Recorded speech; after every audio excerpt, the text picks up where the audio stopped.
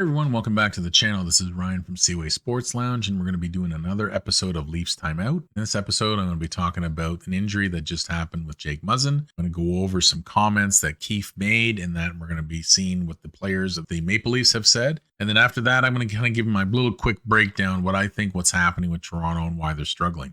So with that, let's just get right into it. So the Maple Leafs basically have an issue. They have a number of issues, but one of the big issues is on defense. They actually have a major injury that just happened on the Arizona game, and it happened to Jake Muzzin. Unfortunately, Mr. Muzzin has just had a terrible time with injuries this year. Anyway, he was placed on injury reserve today because of a neck injury he sustained during that game. And I mean, this sparks everything that has to do with Mr. Muzzin. He's had a tough time with injuries this year, and last year he had concussion issues. He had a back trouble during his preseason and his camp. And then after that, he's now had this neck injury. Now, they have no idea when he's coming back. All they know is that he's not going to be able to actually play for a long time. And even Marner, I think, alluded to the fact that he may not play at all. Like, it's what he thinks. Anyway, that's one big piece of news. The next piece of news, of course, that we all know is that Sheldon Keefe had comments at the end of the game against Arizona that he basically called out his elite players and said they weren't playing like elite players. Now, that can go either way. I mean, it's tough to say those things. I mean, obviously, he was either taken out of context or he had full intention of what he meant. Anyway, it didn't go well. Safe to say players weighed in today, but he actually came out and said that he had meetings with the elite players and explained his messaging, and that he actually said to the media that he used wrong words. Marner and Matthews weighed in as well. And these guys, I mean, I'm paraphrasing, but these guys basically said, look, we're adults here. We're grown men. We can handle news like this. We're professionals. We didn't feel the comments were that hurtful. Matthews also came out and said that, he's been in this league 7 years now. And he knows this is just part of the job, and this is just how it works. He knows how it goes. We will take it for what it is. I don't particularly think it was good messaging.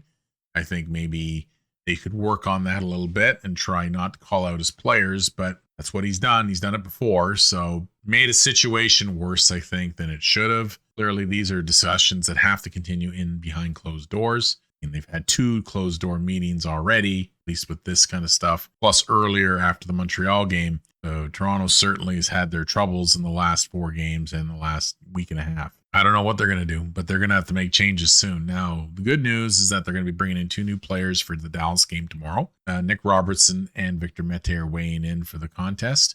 This is good. We need to bring in some new players to see if that can mix things up, maybe make some changes.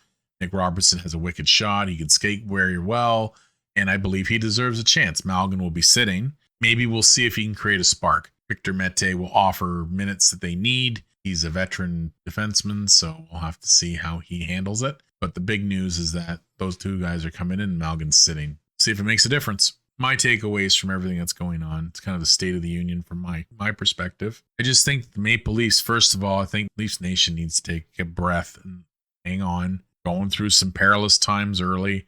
I mean, there's other teams in the NHL that are saying, but we are Maple Leaf fans. This is our group, and, well, we want the best. Right now, they're not giving it the best. Tough to watch sometimes, especially the last game, and the number of reasons why, and I'm going to go over them quickly, is pretty evident. I mean, first of all, not enough shots to the net, and they're just not getting to the net. That is problem 1 and 2. These guys were 3rd overall, I believe, in the NHL with 3 point. Actually, they were 2nd overall with 3.8 goals against last year.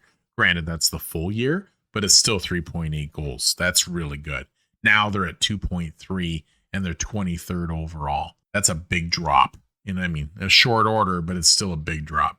What they're going to do, I don't know how they're going to fix it, but they have to get to the net. These teams are clearly setting up plenty of time. And I think that's another problem, is that there are too many passes and they are giving the opposition way too much time to set up their box and protect their goaltender. And that's what these bad teams are doing.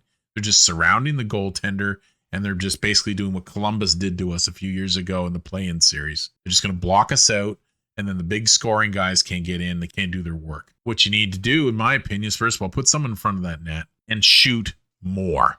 Shoot a lot more. Like, there's no reason for these steady passes. Now, these lanes get blocked up. I get it. But you know what? Make the passes quicker. Have more urgency. Why they're not urgent, I don't get it. They should be peppering these goalies. These guys, these teams they've played are of no threat to the Maple Leafs, in my opinion. They should be rolling these teams, and they're not. You know, if you guys are as good as you were against Tampa, you should be able to roll Arizona pretty efficiently. I mean, other teams did all earlier this year in the early parts of the season in the last few games. Why can't we? What's the problem? You know, that's what I'm trying to figure out. So they're not setting up properly. They're taking too long. There's too many passes, and they're not driving the net. That's essentially the offense. And that all links together with other problems like the power play. 4 power plays and no shots against Arizona. Come on, guys. That is simple. More pucks on the net. Simple as that.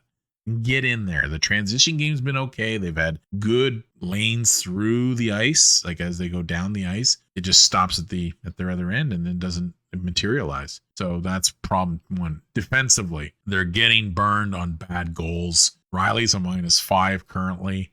Yes, he's got 4 points, but he's a -5. He's been burned a number of times with his play. His defensive style right now is not confident at all. I mean, Dangle showed a video, a picture, a clip of where he was standing. This is stuff that you know. I mean, why he's doing that, I don't know.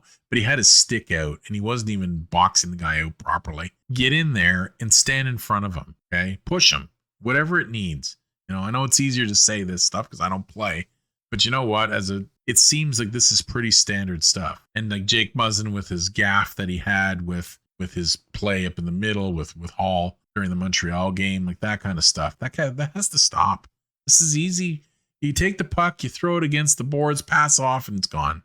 That's it. Why is this difficult? But they do it anyway. So those are the issues there. They've been battered with injuries on their defense core, and I understand that does cause problems, but you're all NHL players. You know how this works.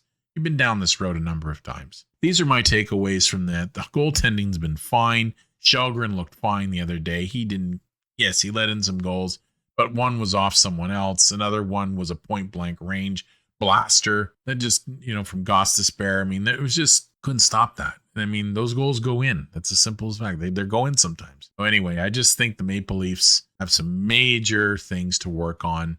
Yes, they need to play more, and that's another problem that I think is coaching, is preparation before the game, and this business of not playing more than 2 lines. Like, stop leaning on your front line guys all the time. Get guys like Kerfoot and Kubel and other guys more ice time. They need to be out there more.